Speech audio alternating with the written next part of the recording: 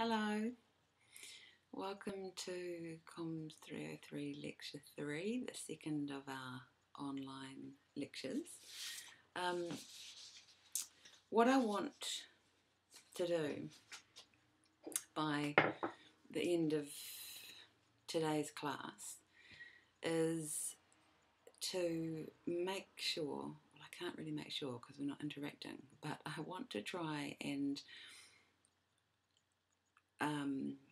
give you a lecture so that by the end of today's class, the first essay question is going to make sense to you.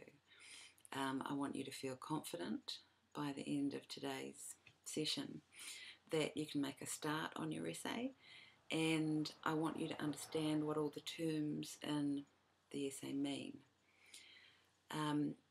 So today's a long lecture because the schedule for when the 2-hour lectures fall and the 1-hour lectures fall is kind of out of whack at the moment, and I figure that doesn't really matter because we're doing this online. So I'm going to divide the audio file into two parts so that I don't get like 2 hours through and go, oh no, I forgot to push that button, I'm going to have to do it all again, because that's about my level of technical proficiency, not very high at all. And so another point about the format of today's lecture is that in the lecture outline that I give you, that I'm uploading, there are lots of pictures, and it's a really long outline. I mean, basically most of what I'm lecturing is going to be in that outline because I figure it's a really important lecture today in terms of your first assignment, so you're probably going to want extensive notes from me. So what I'm going to do is I'm going to upload that version of the outline so you can look at the photographs while I'm talking. But then I'm going to upload another version without the photographs so that it's about half as many pages if you want to print it off. So you're not printing off big images that will use up all your ink. Right, so next week you need to upload an image to Learn. Remember that you get a mark for uploading your own photograph. Could I verify it was a photograph of you? I suppose I could. I could go into Jade, the student management system, and I could look at your photograph and see if you'd actually uploaded a photograph of yourself, but I really don't have time to be doing that, so I'm just going to trust you that you upload a photo of yourself. So that's an easy mark, and then you need to upload a photograph that is probably one that you'll be thinking about using for your first assignment. You don't have to end up using it for your assignment, but one you're thinking about using, with a very short commentary about why you've chosen that image. And then you get 2 marks for commenting on 2 of the photographs that your classmates upload. Now, the image that you upload can be one that you've taken yourself, it can be one that someone's taken of you, it can be one that you found online, it can be one that you've scanned in from a magazine or a newspaper. And while you obviously shouldn't just, in looking for the 3 images that you end up using, you shouldn't just go through the ones that have been uploaded to Learn.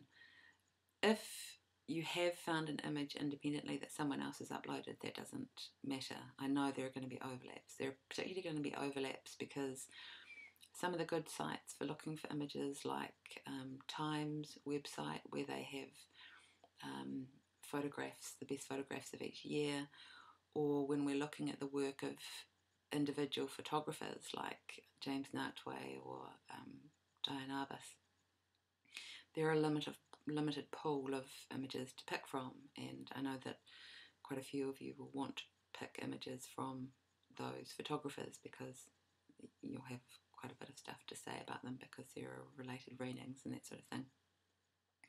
So don't worry too much about there being overlaps. Now, for your assignment, I've already given you your thesis. So you just need to paraphrase this to make your thesis statement in your introduction. So if you don't know what I mean by a thesis statement, then you need to read the handout on essay writing that I uploaded on Monday, please. So the essay topic asks you to use 3 photographs to illustrate the thesis that the relationship between photographer and subject, the aesthetic and technical decisions the photographer makes, and the contexts in which photographs appear render every image a cultural production rather than a window to the real. And then you need to address 3 of the following topics in your analysis: power, ethics, authorship, cultural codes, signification, myth, ideology, anchorage, witnessing. So there are a few new, probably technical terms there for you. So what I'm asking you to do for this essay is to think about the way that photographs are constructed. I'm asking you to think about the way that photographs are made. I don't know if you can recall way back in the first lecture I said that I thought it was interesting the way that we talk about taking photographs rather than making photographs. So what I'm asking you to think about for this assignment is how photographs are made, how we make photographs. And I'm also wanting you to think about the way that we learn to read photographs and their visual language in a similar way to the way we learn how to read and understand a written language. So I'm going to start today by running through the questions and making some initial suggestions for what you might cover, and explain what all the terms that I just listed mean, and then I'll flesh out those concepts as the lecture proceeds. So please post any questions that you have about today's lecture content to the Learn discussion I started on Monday about the essay writing handout and the restart. Nobody's posted anything yet, and I don't know whether that's because you're shy or because you don't have any questions or because you haven't looked at the material yet. But it would be nice to know that there were people out there who were participating in the course.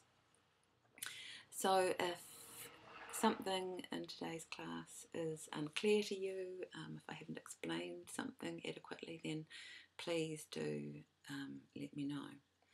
So now is the time to go to your first audio file, part 1 of lecture 3, and I am covering a hell of a lot of material today, so please, take breaks if you're finding it hard going. Okay, and I'll see you next time.